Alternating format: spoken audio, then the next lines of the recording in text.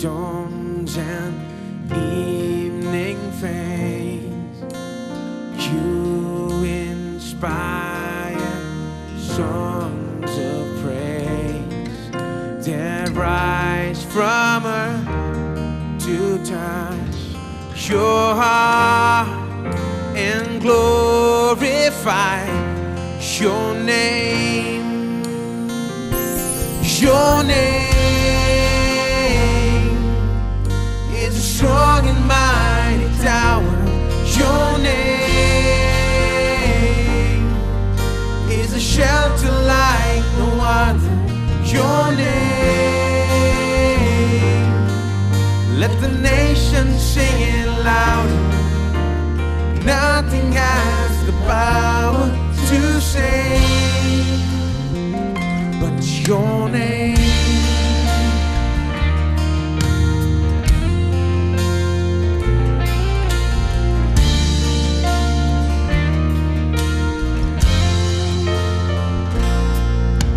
Jesus, in your name we pray.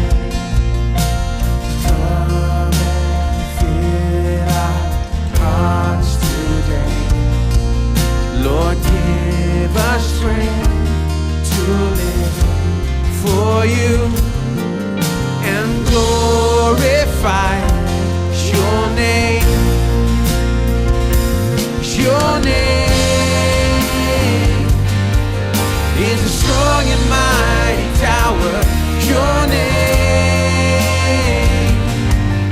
is a shelter like no other. Your name, let the nations sing it louder. Nothing has the power to save your name. Your name is a strong and mighty tower. Your name is a shelter like no other. Your name, let the nations sing it louder. Nothing has the power to save. Oh, your name is a strong and mighty tower. Your name is a shelter like no other. Your name, let the nations sing it louder. Nothing has the power to save but your name.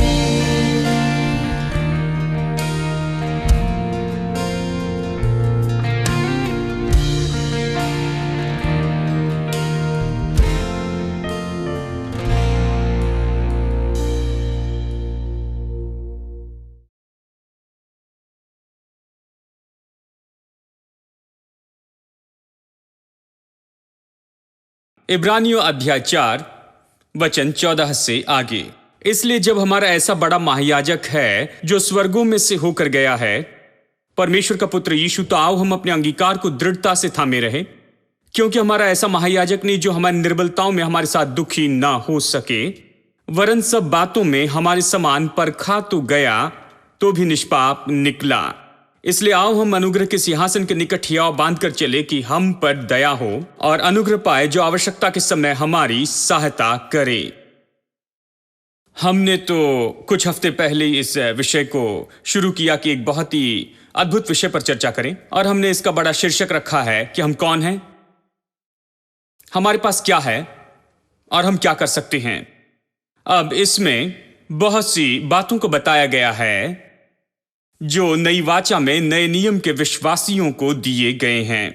नई वाचा तो शुरू हुई यीशु की मृत्यु और उसके जी उठने के बाद, और मृत्यु और जी उठने के बाद में जो प्रेरित थे वो तो परमेश्वर पवित्र आत्मा द्वारा काम किए, और उन्होंने पत्रियों को लिखा कि हमें बताए कि क्रूस के द्वारा क्या हो चुका है, वहां पर क्या हुआ। यीशु तो इस संसार में इसलिए नहीं आया था, परमेश्वर मनुष्य रूप में इस संसार में बेकार ही नहीं आया, उसके पीछे एक महान उद्देश्य था। वो इस क्रूस पर ऐसे ही बेकार में नहीं मरा, उसके पीछे एक बहुत ही महान उद्देश्य था।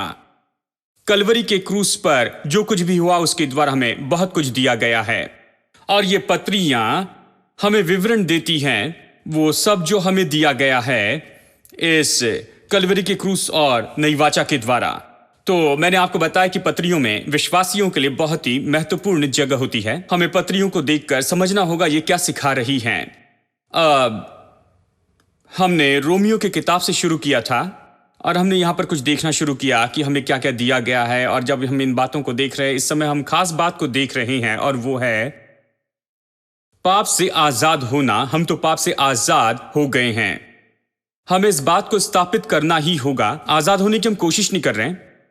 यह नहीं कि एक दिन हम आजाद हो जाएंगे, नहीं।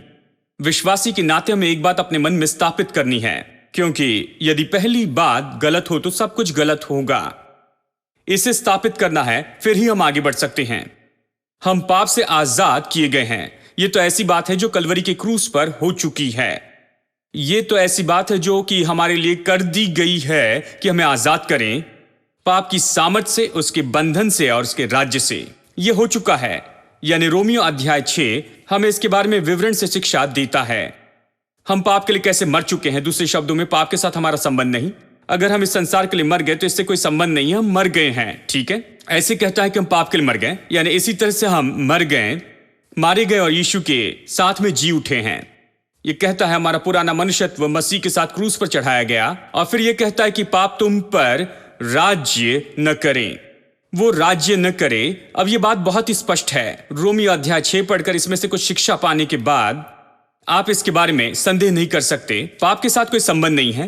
पाप हमसे दूर किया गया, हम उसके बंधन से आजाद हो गए हैं, उसके अधिकार से, उसकी सामर्थ से। हमें पाप को सौंपना नहीं है, हमें पाप की सामर्थ और अधिकार में रहना नहीं है। हम आजाद हो गए हैं। इसलिए यह तो एक ऐसी बात है जो कि कलवरी के क्रूस पर कर दी गई और हमें दी गई है। यह ऐसा नहीं कि हमने कुछ किया, यह तो यीशु ने किया है, यह हमें दिया गया है। और ये तो देखिए ऐसी बात है, ये नई वाचा की वास्तविकता है। हम पाप से आजाद हो गए हैं। यदि आप पाप से आजाद हैं तो बहुत से लोग कहते हैं कि मैं अभी भी पाप से कैसे लड़ रहा हूं, कैसे पाप एक बड़ी परीक्षा है, कैसे मैं प्रतिदिन परीक्षा का सामना कर रहा हूं, मुझे इसका सामना करना है। कई बार मैं इसमें गिर जाता हूं और कई बार मैं इसे खुद को सौंप देता हूं। ये कैसे? और इसलिए मैंने आपको बहुत सी बातें बताई, और इसलिए हमने ये वचन देखा है, और इस वचन को मैंने आपके सामने पढ़ा है। आपको बताया कि एक महायाजक है जो इस मामले में हमारी मदद कर सकता है, स्वर्ग में पिता की दाहिनी हाथ में। इस महायाजक के बारे में सबसे विशेष बात तो यह है कि हर तरह से हमारे समान ही वो भी परखा गया है। हम जिस परीक्षा में से होकर जाते हैं इस पर विश्वास नहीं हो सकता।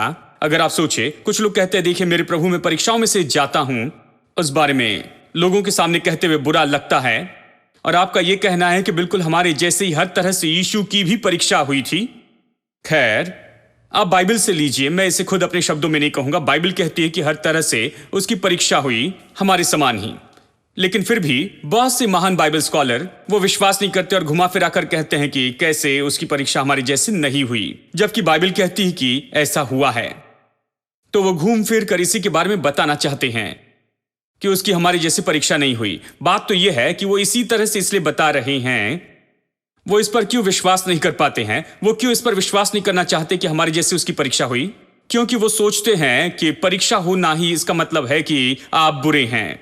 अगर परीक्षा हुई पाप से तो आपके अंदर कुछ गलत है। अब देखिए, ये विचार तो कहीं ना कहीं से उत्पन्न हुआ, और ये तो कलीसिया में बहुत ही प्रभावी हो गया है। यानी जब हम बड़े हो रहे थे, अगर किसी से जाकर कहें कि हमें समस्या है, पाप में विचार हैं, परीक्षा है, तो तुरंत आपकी ओर ऐसे देखते हैं जैसे कि आप में से दुष्ट आत्मा निकालने की जरूरत है, आप बुरे व्यक्ति हैं। आपकी ओर देखकर तुरंत कहते हैं यह बहुत ही बुरा व्यक्ति है, इसने सही उद्धार नहीं पाया, इसे सच में प्रभु के पास आना है, क्योंकि अभी भी इसमें ये विचार आते हैं, अभी भी पाप की इसको समस्या है, पाप में विचार और परीक्षा है। वो आपको नीचा देखते हैं। तो फिर हमने क्या किया? रविवार के दिन बड़ा ड्रामा करते थे। हमारे रविवार के कपड़े थे, शायद आप में से कुछ न जाने, संडे यूनिफॉर्म था कि कोई भी हमारे कपड़े के बारे में कुछ न कहे, इसलिए रविवार के दिन उन्हें पहनते थे कि सबके सामने रविवार की मसीह दिख सके। रविवार की मुस्कान लगाते, रविवार का चेहरा, रविवार का हेयर कट, सब कुछ रविवार का। हम बहुत ही सभ्य और अच्छे दिखते थे। हम किसी को बताना नहीं चाहते थे कि हमें पाप और इन सारी बातों से बड़ी मुश्किल हो रही है, क्योंकि वहां पर सब लोग झूठ बोल रहे हैं। वो सब कह रहे हैं, ओ पाप, मैंने पिछले 25 साल से उसे नहीं देखा और मेरी कभी परीक्षा भी नहीं हुई। ऐसे लोगों के बीच में आप कैसे काम करते हैं? आप जाकर उनके जैसे खिलवाड़ करते हैं, तो आप अच्छे से साफ सुथरे होकर जाते हैं और उनसे बातें करते हैं, चर्च अटेंड करते हैं और फिर गीत गाते हैं और सब कुछ करते। लेकिन सोमवार से शनिवार बड़ा पाप होता है। हर जगह आप छिप कर पाप करते रहते हैं, आशा करते कि कोई आपको न देखें। और रविवार को रविवार के कपड़े पहनते हैं, रविवार के चर्च में जाते हैं, रविवार का चेहरा लगाते हैं और फिर सब कुछ अच्छा दिखाई देने लगाते, क्योंकि कोई भी सच्चाई को मानने के लिए तैयार नहीं है कि सच में हमारी परीक्षा होती है। क्योंकि यदि कहें कि परीक्षा होती तो आपको बुरा देखा जाएगा कि आप में कुछ गलत है, इसलिए परीक्षा हुई। तुम्हारी ऐसी परीक्षा क्यों होती है? जैसे मैंने बताया, एक भाई ने कहा था कि 25 साल से मुझ में कभी ऐसे विचार नहीं आए। जानते हैं, मैंने सोचा कि वो बदलकर लोहे के धातु हो गए या ऐसे ही कुछ हो गए, जानते हैं। लेकिन अब मैंने जाना कि वो झूठ बोल रहे थे, जानते हैं। और ये लोग तो झूठ बोल रहे थे जब वो कह रहे थे कि नहीं, हमें कोई भी परीक्षा नहीं होती है, सभी की परीक्षा होती है। देखिए, हम सब लोग मनुष्य ही हैं और ऐसी बातें हैं जो हमें परखते हैं, ऐसी बातें हैं जो यहां वहां कोशिश करते हैं कि पाप में हमारी परीक्षा कर लें। लेकिन उन दिनों में हम ये कह नहीं सकते थे। वहां पे चर्च में कोई भी नहीं था। मैं दोष लगाने के लिए नहीं कह रहा, मैं एक सच्चाई के रूप में कह रहा हूं। मुझे कोई बताने के लिए नहीं था कि एक महायाजक है और वो अद्भुत व्यक्ति है, बिल्कुल तुम्हारे जैसे ही उसकी परीक्षा हुई, देखिए, हर तरह से, और उसने पाप नहीं किया। तो चिंता मत करो, उसके पास आओ, जरूरत के समय में उससे अनुग्रह पाओ। कोई भी नहीं। देखिए, यहां ये वचन जो मैंने आपके सामने पढ़ा, किसी ने पढ़कर मुझे नहीं बताया। मैंने इसे जाना 7 समुंदर पार करने के बाद में। मैं वहां पर गया और तब किसी ने बताया कि वो वहां पर है। मैंने जाना कि ओ, वो वहां पर है। मेरे पास मदद है। मेरी परीक्षा में कोई मेरी मदद करना चाहता है और सफलतापूर्वक वो मेरी मदद करेगा, क्योंकि वो बड़ा माहिर है, जिसकी हर तरह से परीक्षा हुई लेकिन उसने कभी पाप नहीं किया। लेकिन सबसे बड़ी बात तो ये है, यहां पर प्रकाशन ये है कि हर तरह से आपकी परीक्षा हो सकती है और फिर भी आप साफ हो सकते हैं, बिना पाप के हो सकते हैं। परीक्षा होना ये कोई पाप की बात नहीं है, लेकिन पाप को खुद को सौंप देना ये पापमय है। देखिए, यहां पर फर्क है कि परीक्षा होना और खुद को परीक्षा को सौंप देने में। हमें इस फर्क को जान लेना होगा। परीक्षा होती है, लेकिन जब हम पाप को सौंपते हैं तो उसी समय हम उस पाप में होते हैं। यीशु की परीक्षा हुई, इससे वो बुरा नहीं हुआ, वो तो निष्पाप था। उसने कभी पाप को नहीं जाना, बाइबल कहती है वो पाप से अज्ञात था। आप इसे और भी सामर्थ्य तरीके से नहीं बता सकते हैं। वो पाप को नहीं जानता था, लेकिन हर तरीके से उसकी परीक्षा हुई। तो यह संभव है कि आपकी परीक्षा और आपका पाप से कोई संबंध ना हो। यीशु की परीक्षा हुई लेकिन पाप नहीं किया, तो यह संभव है कि हमारी परीक्षा और हम पाप को न सौंपे। तो इस समय पिछले हफ्ते से हमने चर्चा करना शुरू की, कैसे खुद को न सौंपे, कैसे अपने आप को पाप को सौंपने से रोके। ठीक है, कैसे पाप को न सौंपे। चलिए उस वचन को देखें जो पिछले हफ्ते देखा था, यहां नीति वचन में, और फिर बाद में हम इस वचन के भाग को फिर से देखेंगे और मैं आपको इसे विवरण से समझाकर बताऊंगा। लेकिन चलिए वचन 7 और 8 पढ़ते हैं। नीति वचन 5, 7 और 8। इसलिए अब हे मेरे पुत्रों मेरी सुनो और मेरी बातों से मुंह न मोड़ो। यहां कुछ सलाह दी गई है जब पाप से हमारी परीक्षा होती है स्त्री के साथ। अब ये विषय है जो सब लोग समझ सकते हैं, तो अच्छी बात है कि सरल बातों को देखें और स्पष्ट हो जाए। ठीक है, तो चलिए इसे हम यहां पर देखते हैं, क्योंकि यह असली परीक्षा है। ठीक है, इसलिए अब हे मेरे पुत्रों मेरी सुनो और मेरी बातों से मुंह न मोड़ो। ऐसी स्त्री से दूर ही रहे और उसकी डेवड़ी के पास भी न जाना। पाप से कैसे बचे रहें, खुद को पाप को सौंपने से कैसे बचे। ये कहता है ऐसी स्त्री से दूर रहे, उससे। देखिए, पिछली बार मैंने आपको बताया था कि दूर को कैसे कहें। ऐसे सुनाई देना चाहिए कि सच में दूर है, बस नहीं कह सकते दूर है क्योंकि लगता है ये पास में है, तो आपको कहना होगा दूर। सब लोग कहें दूर तो फिर कैसे हम पाप से बच सकते हैं ऐसी स्त्री के साथ। ये कहता है तो अपने मार्गों को दूर रख दे, मतलब जितना हो सके उससे उतना दूर ही रहें कि वो जहां है उसके पास में भी आप न जाएं। अब देखिए, मैं इसके बारे में थोड़े समय बाद बताऊंगा, बाद में बताऊंगा, लेकिन बात तो ये है, आप अपने मार्ग उससे कैसे दूर रख सकते हैं, कैसे उससे दूर रह सकते हैं और पास में नहीं आते कि परेशानी में फंसे। एक, आपको पवित्र आत्मा की अगुवाई में चलना होगा। पिछले हफ्ते बताया था बकरियों और भेड़ के बीच का फर्क। जानते हैं, हमारा प्रभु अच्छा चरवाहा है, ठीक है, और वो हमें परीक्षा से दूर लेकर जाता है। इसलिए यीशु ने हमें ये प्रार्थना करना सिखाया कि हमें परीक्षा में न ला, परंतु बुराई से बचा। बुराई से यानी वो इन जाल को पहचानता है, वो उन सारी बातों को जानता है जो शैतान ने रखी हुई है, हम इसे नहीं जानते हैं। और वो परमेश्वर है और वो तो शैतान से बड़ा है और वो ये सब जानता है और हमें स्पष्ट रूप में बताता है सारी परीक्षा के बारे में। और परीक्षा के वो जो जाल जो हमारे मार्गों में बिछाए हैं, हम नहीं देख सकते हैं, वो देखता है। इसलिए प्रभु का मार्गदर्शन बहुत महत्वपूर्ण है। वो आपसे कहता है कि ऐसी जगह पर मत जाना, ऐसी बातों में नहीं जुड़ना, या फिर किसी व्यक्ति के साथ में किसी रूप में न जुड़ना, या लोगों के साथ में। हमें कहता है कि हम ऐसी परिस्थिति से दूर ही रहें। पवित्र आत्मा की अगुवाई में चलना तो अच्छी बात है। पवित्र आत्मा आपकी आत्मा में रहता है और वो भीतर से आपका मार्गदर्शन करता है, और वो मार्गदर्शन के लिए अच्छा व्यक्ति है। वो हमसे ज्यादा जानता है, हम नहीं जानते, वो जानता है। वो हमें परीक्षा से बाहर रखेगा, वो हमें परीक्षा से दूर रखेगा। इसलिए पवित्र आत्मा के पीछे चलना है कि परेशानी से दूर रहे। और आज हम अगली बात में जाने वाले हैं, और वो ये है, ऐसी परिस्थिति से दूर रहें जो परीक्षा लाए। परीक्षा को दूर रखें। सब लोग कहें टाले, ठीक है, चलिए बात करें कि कैसे टाले परीक्षा को टालना। मैं आपको बताऊंगा, आदम हव्वा में यही तो समस्या थी। इसे टालने के बजाय उन्होंने शैतान को जगह दी और उन्होंने परीक्षा के लिए जगह दी। मेरे साथ निकालिए उत्पत्ति अध्याय 2 और वचन 15 से पढ़ती हैं। उत्पत्ति 2:15। तब यहोवा परमेश्वर ने आदम को लेकर अदन की वाटिका में रख दिया कि वो उसमें काम करे और उसकी रक्षा करे।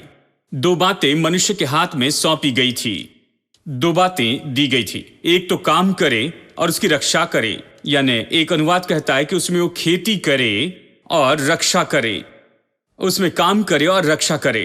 उसमें काम करे यानी खेती करे। बाग में काम यानी उसे आप अच्छा बनाते हैं। बाग में काम करना इसी के बारे में है। यानी परमेश्वर ने मनुष्य को 2 काम दिए। एक तो इसमें तू काम कर, मैं तुझे ये वाटिका दे रहा हूं, पूरे संसार को इस वाटिका जैसे बनाओ। जो वाटिका तुम्हें दी है उसे और भी बेहतर बनाओ। यानी उपज उपजाना, ये तो निश्चय अद्भुत काम है जो परमेश्वर ने हर एक को दिया है।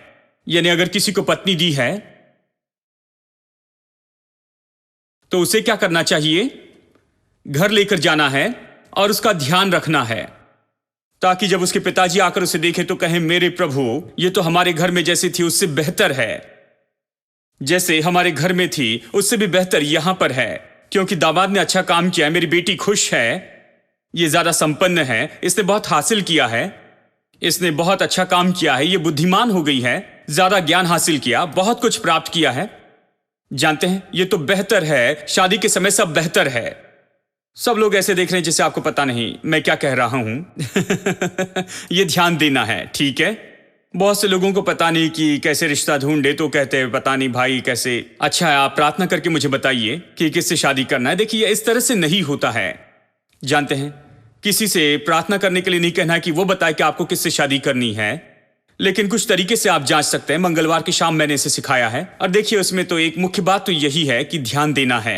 कैसे कोई व्यक्ति उसके हाथ में जो कुछ दिया उसे लेकर बेहतर बना सकता है, ठीक है। तो अविवाहित व्यक्ति ने अपने काम में क्या किया है? क्या उसने बेहतर किया है? क्या अपनी योग्यता और अपनी महारत को उसने अच्छा बनाया है? वो अभी इस समय जैसा है उससे वो क्या कर रहा है? हाँ, क्या वो बेहतर होते जा रहा है इतने साल में, या बुरा होते जा रहा है? कुछ लोग बुरे होते हैं और कुछ लड़कियां मूर्खता में उनसे शादी करते हैं क्योंकि वो सुंदर और ऊंचा है, लेकिन उससे शादी करना तो गलत है। क्योंकि वो तो उसे बढ़ाने वाला नहीं है। जो कुछ भी उसे दिया गया है उसे वो खोता है। जो भी उसे दिया जाता है उसे वो खराब करता है, वो उसे पहले से भी बुरा करता है, और वो इन बातों को नहीं देखते हैं। देखिए कि काम करना यानी उसे बेहतर बनाना है। यदि आपको व्यापार सौंपा गया है तो उसे बेहतर बनाए। अगर आपके हाथों में चर्च सौंपा गया है तो उसे पहले से भी बेहतर बनाए जो वो आपको सौंपा गया था। जो कुछ भी आपके हाथों में दिया जाता है, जानते हैं, उसे बेहतर बनाना चाहिए। देखिए, स्त्रियों के साथ भी ऐसा ही। जो भी आपके हाथों में दिया गया वो बेहतर दिखना चाहिए, ठीक है? हेलो, क्या आप यहां हैं या फिर घर चले गए हैं? वो बढ़ाने वाला है, मतलब उस व्यक्ति के अंदर कुछ ना कुछ है, उसके साथ रहना योग्य है, ठीक है? तो इसे बढ़ाते जाए और हम इस बढ़ाने के काम को समझ सकते हैं एक बार उसे अगर हम गहराई से देखें। लेकिन ये रक्षा करने की बात क्या है? वो कहता है रक्षा करना मतलब रखना नहीं है, यानी रक्षा करना है। कुछ अनुवाद इसी तरह से इसे बताते हैं। रक्षा करे, किससे रक्षा करे? वहां पर कोई नहीं था, तो किससे रक्षा करे? इसकी रक्षा करनी है शैतान से। यही तो परमेश्वर कह रहा है। वो बुरा शैतान यहां भागता है, वो वाटिका में नहीं है, लेकिन उसे वाटिका में आने नहीं देना। यही तो बात परमेश्वर आदम से कह रहा था। वह है जिसे मैंने स्वर्ग से नीचे फेंक दिया है, उसकी वहां जरूरत नहीं है, और वो यहां वहां भटक रहा है, और वो तुम्हारे बारे में जलन महसूस करेगा क्योंकि परमेश्वर तुमसे प्रेम करता है। उसने अपने जैसे तुम्हें बनाया है। वो तुम्हें नाश करना चाहता है। वो निश्चय इन दिनों में तुम्हारे पास में आएगा कि तुम्हें नाश कर दे। सावधान रहना, उसे इस वाटिका में नहीं आने देना। ये वाटिका तुम्हारी है और इसके पूरे अधिकारी तुम हो इस जगह के लिए, और उसे तुम अपने जीवन में आने नहीं देना। उसकी नहीं सुनना, उससे सलाह नहीं लेना, उसे कोई जगह नहीं देना, उसे आने नहीं देना, उससे दूर रहना, उससे तुम बाहर ही रखना। परमेश्वर बस यही बात कह रहा था। अब इसे सुनिए, चलिए आगे पढ़ते हैं।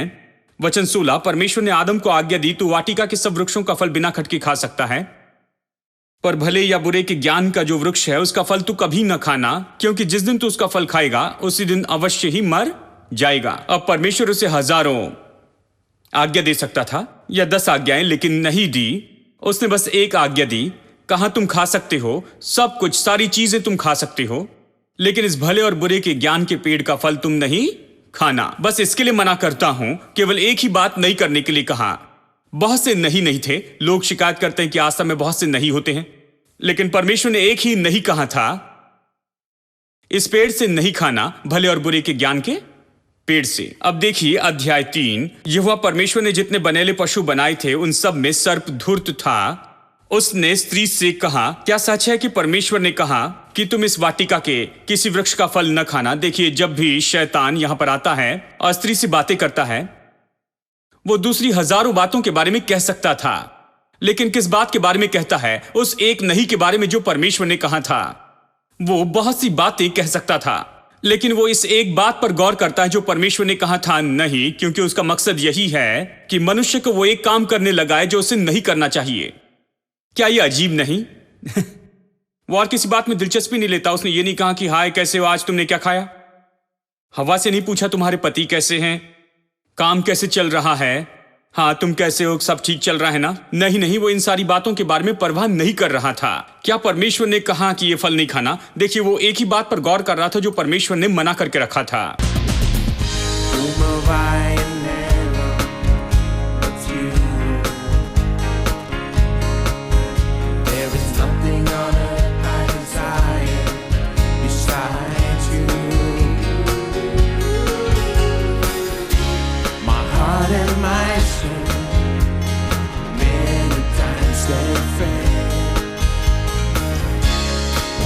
There's one truth that always will prevail.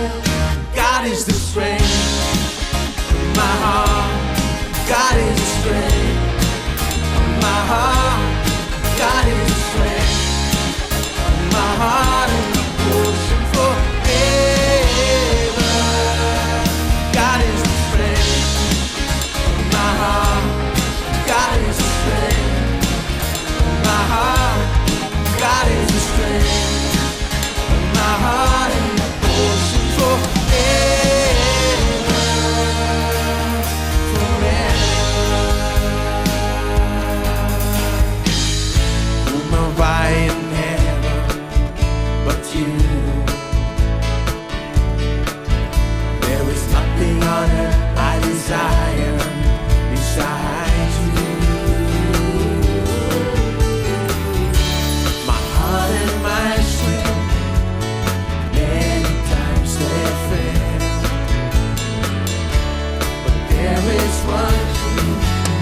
That always will prevail.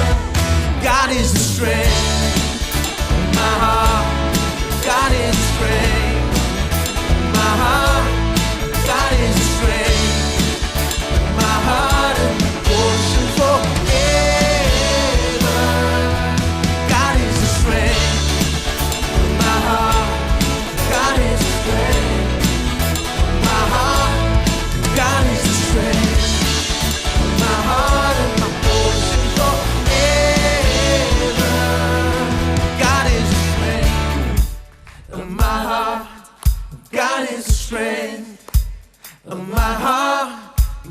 is the strength of my heart and my portion forever.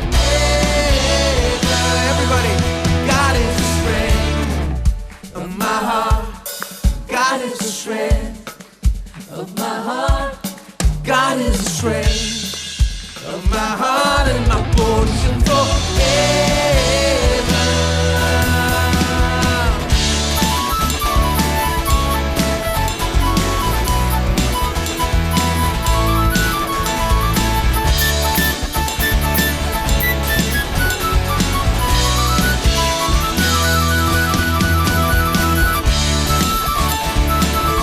Just continue praising God.